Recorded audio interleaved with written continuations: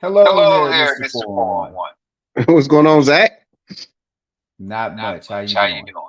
Oh man, just enjoying this day of football, man. That's That's good to good to hear. hear. Yep, a lot of action today. Was able to get my hands on get my eyes on a lot of games today. So, it was exciting. It was some interesting things happening in week 2 of the NFL. Yes, it Yes, it was. was. So yeah, that's what we'll get into here today.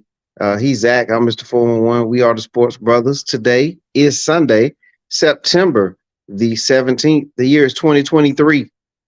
We're almost into the fall, but we're not falling yet. We're going to stand up, stay strong here, and let's give you all our insights on week 2. Just some things that we noticed today as we get ready to watch the Sunday night affair. Yep. Yep.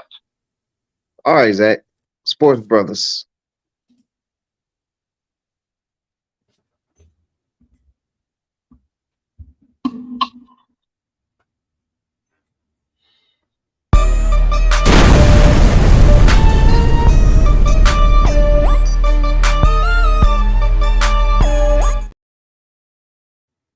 All right. You hit the like, subscribe, notification bell. Make sure you do the share because sharing is caring. And Yes, here's indeed. the image.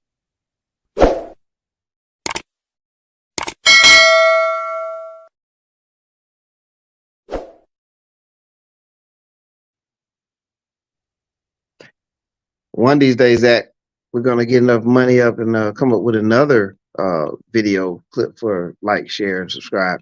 But we definitely appreciate everybody who's doing that and those who continue to do so. Zach, man, week 2 NFL season.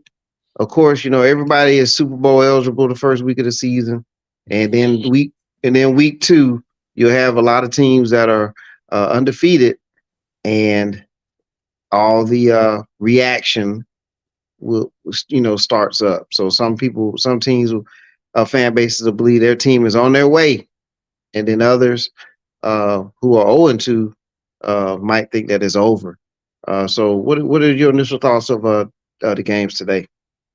Well, Well, I I think kind of think like kind you of like you said, said, we're we're rounding rounding into into shape with shape the with the teams. teams.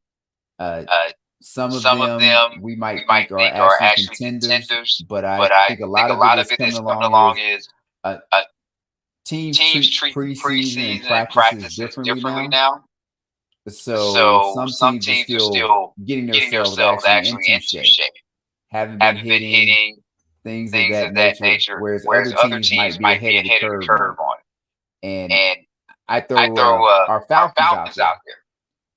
They're 2 They're and 2 and 0, 0, which is which a is a nice nice start. start.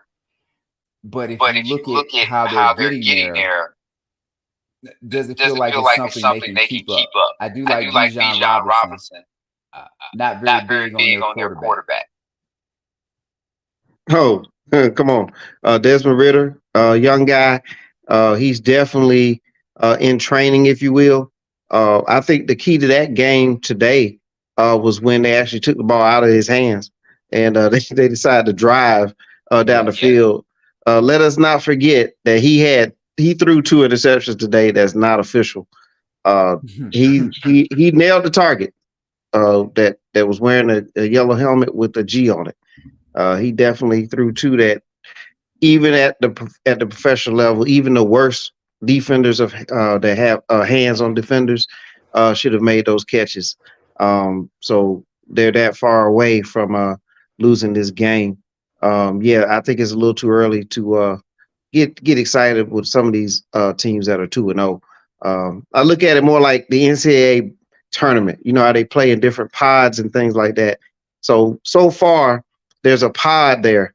The Falcons have played the Packers, who have basically a brand new quarterback. Jordan Love is just now starting to play, and then Yes. the week before it was a rookie quarterback over there in Carolina. For Carolina, and both games were in Atlanta. And now this is not to knock the Falcons or anything. It's just to put some, put a little reality behind it. That's all. Is that you have to take it for what it's worth. Now, could the Falcons have lost both games? Sure, but they didn't. And so you got to give team credit for winning. because at the end of the day, you want to win, but just kind of temper it a little bit. You know what I mean? I'd say exactly. Just like it's way early for me to be saying this, but I think in the NFC, you're probably looking at San Francisco, the Eagles, and the Cowboys vying to go to the Super Bowl. And I probably the main thing will come down to is who gets home field advantage. Right now, I put San Francisco with the probably in the pole position to get that only because, and I hate to say this because I know your Seahawks are in their division. Yeah, but that division probably isn't the strongest division. Like even if you say the Seahawks are going to challenge for a playoff spot, the Rams I'm not so sure about unless they get Cooper Kupp back, just because they need somebody else on offense to be a consistent target for Stafford. And the Cardinals, though they were very game today, I think things worked out exactly how they would want. They're in the Caleb Williams sweepstakes, or if you want to go Drake May's sweepstakes. But I think you and I both watched the end of the Washington Commanders-Broncos game. And while it wasn't the greatest win, they found a way to get themselves to 2-0. Yeah. And they're probably going to be a live team that you have to beat. Giants might be out of it because it looks like Saquon might have a significant injury, and then you're putting on Daniel Jones. But then the Eagles and Cowboys still have to compete with each other. Whereas San Francisco, as long as they can avoid injuries, which is a big if for them, is probably in a better position, as I said. Yeah. So I agree with that so far. No, I agree with you with San Francisco. That the NFC West is definitely. I think at the end of the day, I mean, being a Seahawks fan, I can say they're going to win the division, but realistically, San Fran should win division. They beat us three times last year, I believe. Home and away, they pretty much own us right now, and it's the better team. So yeah, they should win the division. They had a tough game with the Rams today, but the Rams beat Seahawks last week. And the difference is that Seattle did not win, and San Francisco found a way to win the game. So that's the subtle difference there. You mentioned a couple teams. Like, first of all, you mentioned like the elite type teams in the NFC with the Eagles, the Cowboys, 49ers. I agree with. And, out of those teams, I mean, Philadelphia, they beat the Vikings Thursday night. And, we didn't get to preview that game or anything. But do you think the Eagles are legit? Do you think they are? I know you have them as one of the top teams in the NFC, but let's take it one more step. Do you feel like they're going to make it into the Super Bowl? Wow. Go back to what I said. The home advantage will come down. Jalen Hurts is a nice quarterback. I'm not ready to say he's somebody that will carry the this year. He has expectations, unlike what he had last year with the contract. If you were watching the game Thursday night, you saw a mild blow up between him and AJ Brown. And Jalen did the right thing and talked the situation down. But that's something to monitor. What I like about all three of those teams is, and Calvin would love this, across the line of scrimmage, offensively and defensively, I think those teams have a strength there. Definitely the Eagles have, I'd say, the best defensive line out of that. But my question will come up if the Eagles have to go to San Francisco this year to win a game to go to the Super Bowl. In that type of environment where all of a sudden the crowd is in the game, would he be able to do that? Can he go to Dallas and win a game? Thankfully, what we do get to see is all three of these teams play each other during the regular season. So Eagles play the Niners, Cowboys play the Niners, and of course the Cowboys and the Eagles play each other twice. We'll get a chance to see how that works out. So as of right now today, I wouldn't call it. I would. If you're telling me it was on a neutral field, I'd give the Eagles the advantage. but we know we don't play these games on the neutral neutral field field as of right now. Yeah. I have to admit, I think Dallas is looking pretty good. And again, I'm not surprised they do, but it's something a little different right now with them. And it's only 2 games, but the execution from Dak is the Jets and who's the first? and the Giants. And the Giants. So that's why I want to hold back my excitement. Yeah. Right. And long term, it's always a wait and see with them. It's pretty safe to say they're going to be in the postseason picture. So really with Dallas, the questions will be answered after the regular season ends. Seahawks, man, we pulled out one today. This was a good win, Zach. Yes. Man, but Geno, he does some things sometimes that make you just say, you know what, man, I'm glad he's a quarterback right now.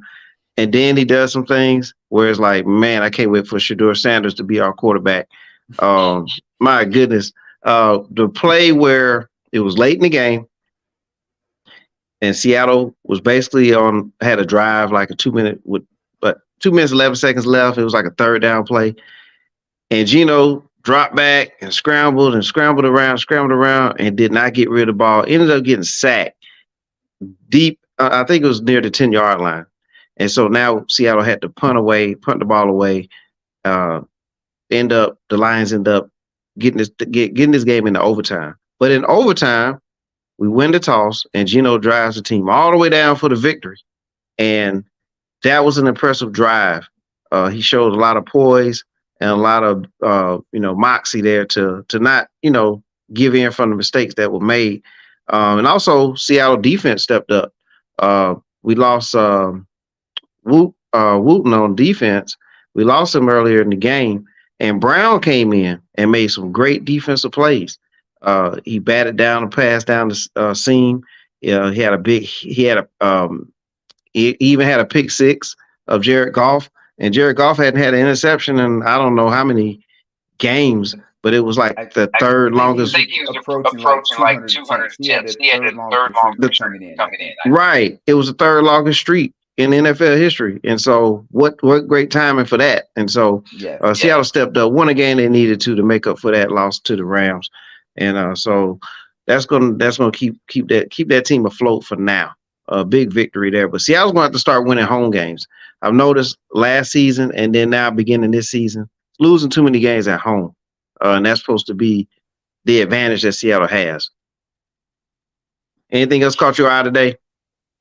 Just say with Seattle, how's their rookie wide receiver doing? It's not really doing too much right now. It's still the DK Metcalf and Lockett show right now. There was a couple mistakes made, and I think that's coming from, just being a rookie, some formation issues that happened in the game. And so that left me scratching my head there. They did cover up the lineman on the end on the play and things like that. So there's a lot of stuff that's going on, but I think he's going to be fine. You just got to get acclimated. I think as the season moves along, you'll see more from him. I think he'll be okay. He looks like the future. At least he's the future piece for the Seahawks. There's some teams that are 0-2, man. And I was just gonna say something about that. And I know one of your guys, so we're gonna have to bring him up. But there's 2 quarterbacks in the AFC. Joe Burrow. I mean, this guy was just in the Super Bowl not too long ago. And then one of your favorite quarterbacks, Justin Herbert. He's 0-2 as well. Man, what a loss there. I could see Cincinnati losing a home game to the Ravens. But man, the Chargers, again, starting off the season slow, 0-2, lost to the Tennessee Titans. They don't have a real clear quarterback situation over in Tennessee. And this is a game that the Chargers needed to win.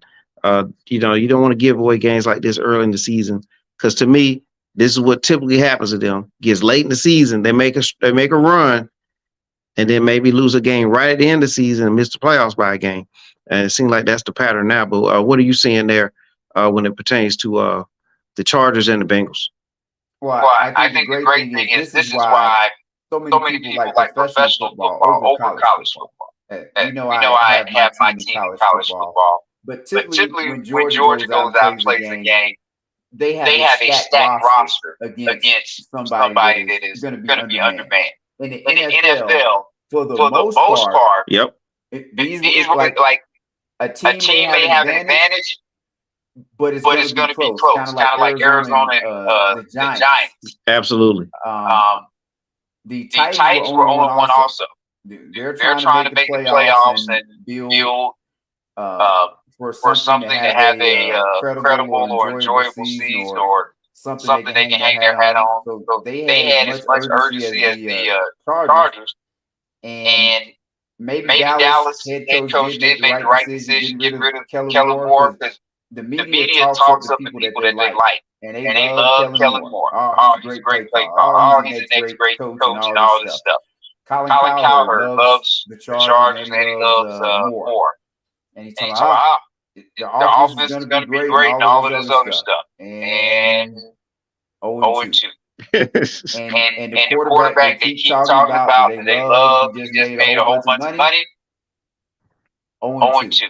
And at some point, Herbert has to win something. I mean, I'm with you. This is 0-2. And probably more important for the Chargers. The Chiefs don't necessarily have their roster intact as how they should. What is his name? Kelsey? Yeah, Travis Kelsey. Yep. He's out. I think they only put up 17 points today. This was an opportunity to say 2 weeks in a row you could be up in the division, have a game to play with. And as you said, now you're pulling up the rear. As far as the Bengals, not necessarily surprised. I would guess Burrow is injured. Like he came back and he's playing, but he probably came back to the contract. And this is like the old thing where they say that 50% of Michael Jordan is better than 100% of somebody else. That's not necessarily true. It's other guys out there that get paid to make a living also. And maybe the Bengals need to let the backup play, give Burrow a couple weeks to end. But you said this a whole bunch about why the NFL is so popular. It's not that many games. And with them being 0-2, you sit them down and you get to say 0-4, you get to 1-4. Yeah.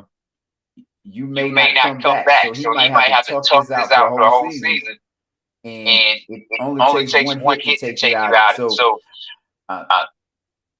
you talked about it. We're still figuring out what these teams are. And you can't win the championship right now, but you can take yourself out of like you can put yourself in a position not to win. And you were correct when you said what your Seahawks did was very good. They're 1-1, and they brought a team like the Lions back to 1-1 with them, and they would have the tiebreaker over them. All these things matter more so than a lot of other stuff we get excited about. Oh, absolutely, man.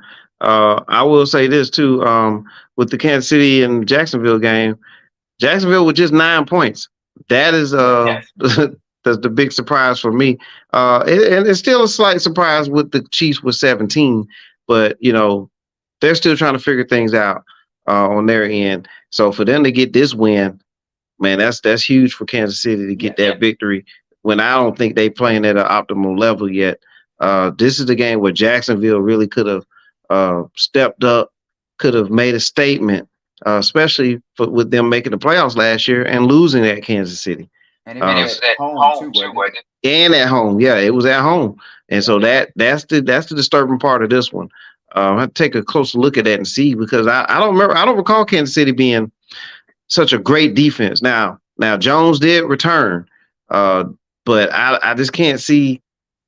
Even with him, I don't remember Kansas City being some kind of lights out defense, and for them to hold you down to single digits. Over there with Indianapolis and Houston, the two rookie quarterbacks, man. You had 300 yards there for the QB over in Houston.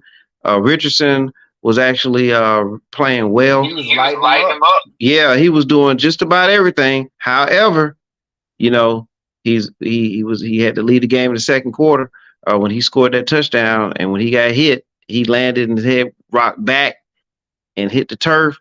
Concussion, out for the remainder of the game, but he was rolling. I mean, the passing, the fakes, the play, handoff, faking handoffs and rolling, and like pretty much a weapon. But we saw this with RG3. Remember, he came in that season, it was just on fire, and then that one hit. And I don't think we heard from RG3 since. And so you have to be careful in the National Football League. These guys hit hard, and we're gonna talk about a couple of hits later on, but they hit hard, and your season can end soon in the National Football League. Well, which position is they have the shortest lifespan in the NFL? I guess it's running back. Yes. And it's a reason for that. Like if you look at Josh Allen, which I guess we may talk about, he plays a dangerous brand of football. And I thought Cam Newton is probably the biggest, most physical guy I've seen at the quarterback position. And even him. Those hits add up. When those guys tag, they can take you out. Yep. Absolutely. And Richardson, hopefully he will learn. What does that say? Protect yourself at all times. Yes. Better start sliding. Yeah. Better start sliding year one. If you want to be around like Peyton, like Manning and Brady, be able to play a long time, Aaron Rodgers, you're gonna have to find a way. Even Russell Wilson, who's been around for a long time now, and he was a quarterback that could run, but Russell protected himself. But he protected himself, as you said. Protect yourself at all times. You got to be a smarter runner about that, and the coaching staff definitely needs to use this as an example. I would run this tape in front of him every day. You know what I'm saying? So he can see how quick this thing can end. He got to start sliding. I know he's young, got full of energy, but it can end fast. Well, he was big in college compared to probably the DBs and some of the linebackers. So he's probably like, I run these guys over. Totally different brand. They play at a higher rate of speed, and they have a different strength level. This is the best of the best. Exactly. They practice tackling. Oh, absolutely. It may not look like it. The windows are a lot smaller in the NFL too. So whether that's running, trying to get away, when you normally can get away from the line in college, yes. You're not getting away in the pros unless you have that Mike Vick speed or somebody like that.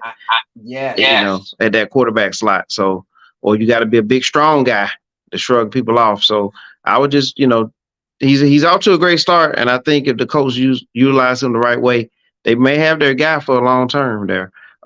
You mentioned the quarterback over in Buffalo, Josh Allen.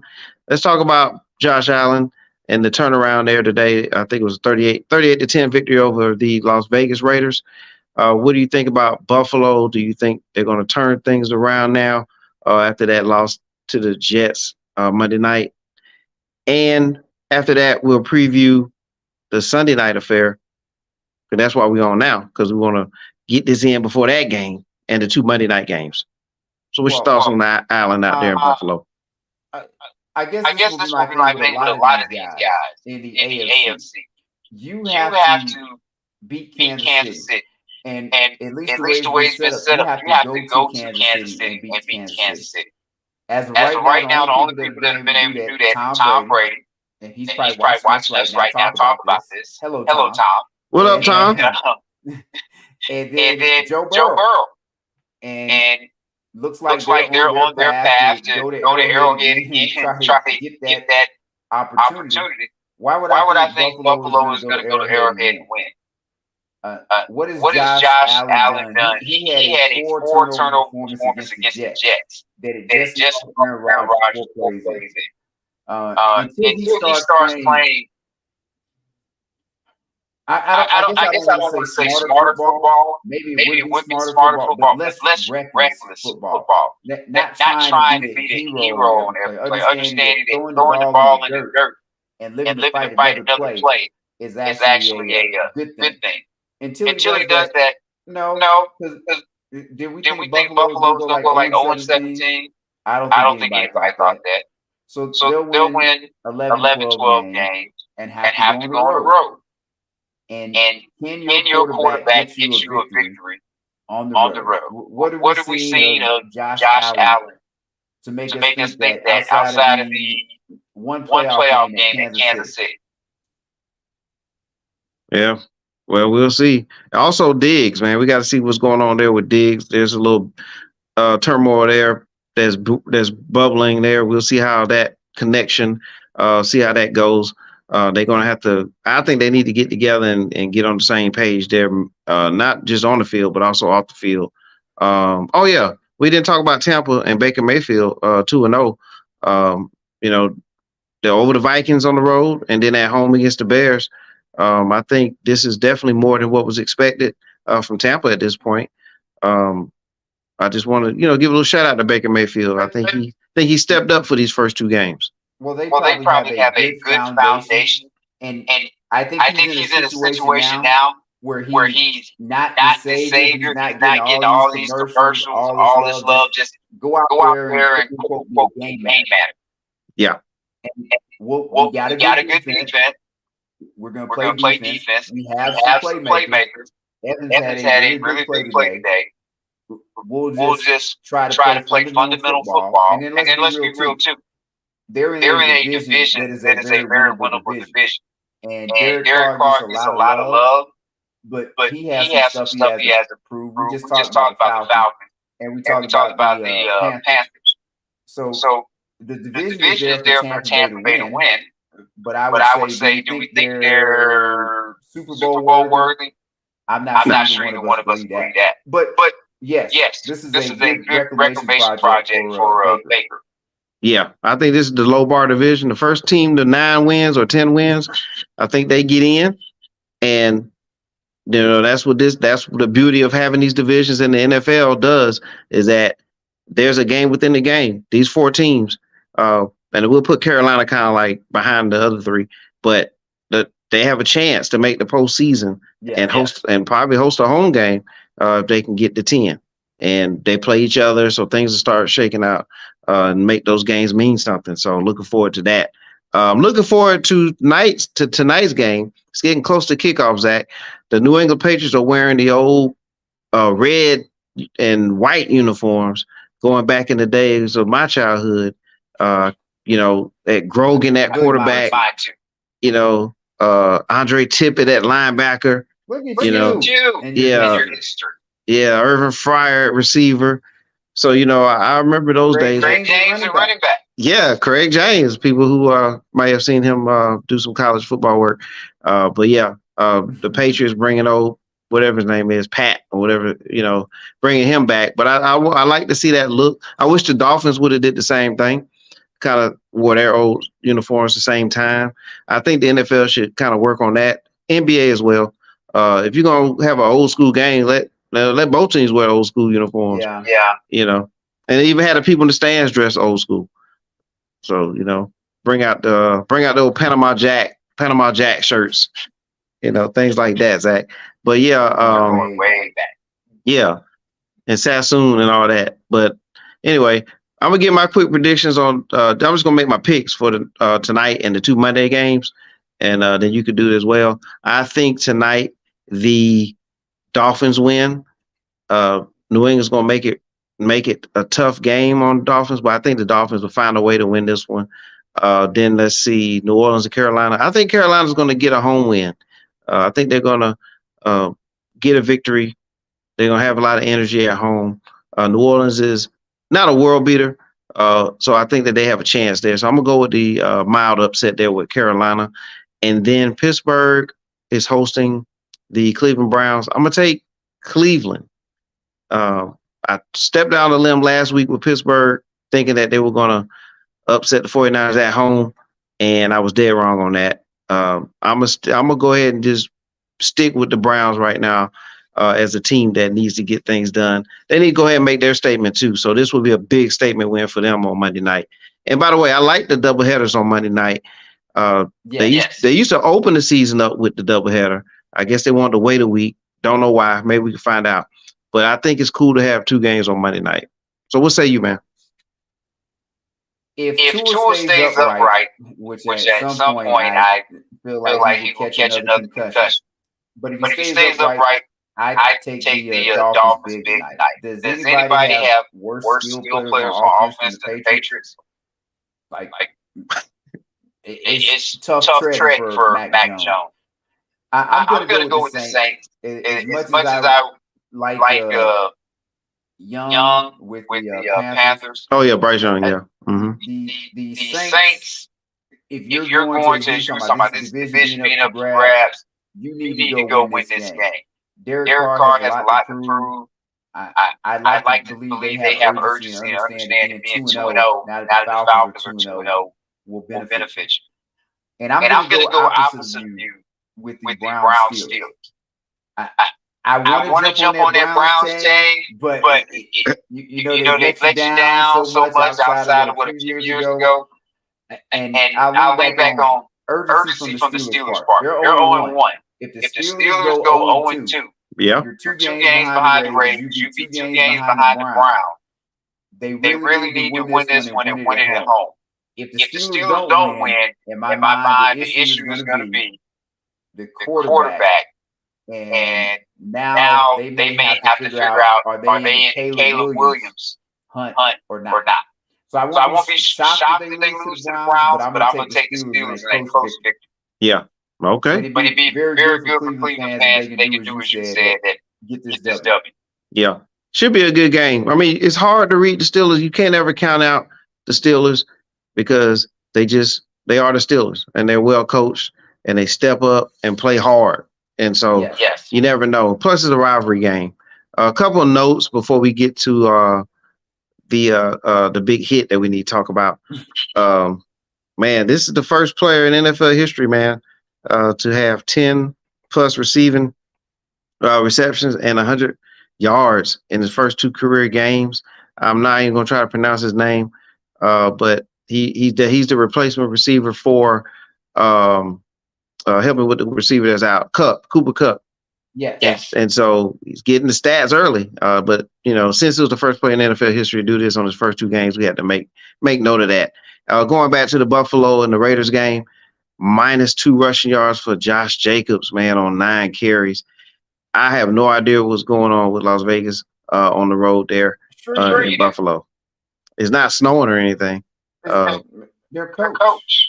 But there it is. And there it is. All right. Well, Zach, we're gonna show these plays. You played defensive back during your illustrious career, and so you no one better to analyze this than you. KAREEM Jackson, the starting corner for the Denver Broncos. He's also a native of Macon, Georgia, by the way. I did not know that. Yeah, a little nugget there. Played at University of Alabama as well. But man, he had some hits the last 2 weeks.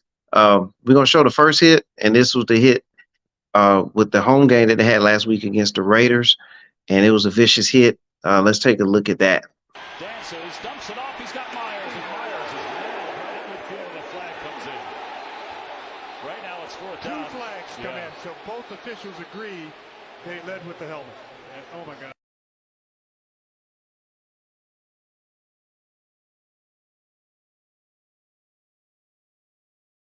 Thankfully, Jacoby Myers is up and walking off because that looked really scary. What are your thoughts on this play? You break this down for us. Well, if we're going to go back to old school football that we grew up with, no problem with it at all. But under the new rules and everything, you can't lead with the shoulder pad and hit a guy in the head. Now, in that situation, it's bang, bang. So he was probably already maybe had the target in sight. The receiver gets lower. You get lower. I'm not going to call him dirty. Right. Based on that, because he has the right to protect himself. But unfortunately, that's not how the football is played anymore. You know this. You love to say it's flag football. And within many rights it is. Because when they're trying to board, he got hit in his head. And he got I don't know if he got knocked out. He definitely got his bell rung. Yeah. They don't want to get another, what was it, $1 billion they got years back because of the concussions they had to settle. Right. They're not going to allow it. Yeah. So It's- wait for him to be nice and aggressive. But yeah. And that's why I want to get your perspective on this, because you played the position, and some things you just mentioned there is bang bang. So you don't really have that much time. I mean, He got to make a decision. He's supposed to think in a split second. Oh, he went down. I need to. He's already going full speed. Right. Okay. So let's take a look at the play. That was week 1. So now let's look at week 2. And as a result of this play on week 2, Kareem Jackson was ejected from the game.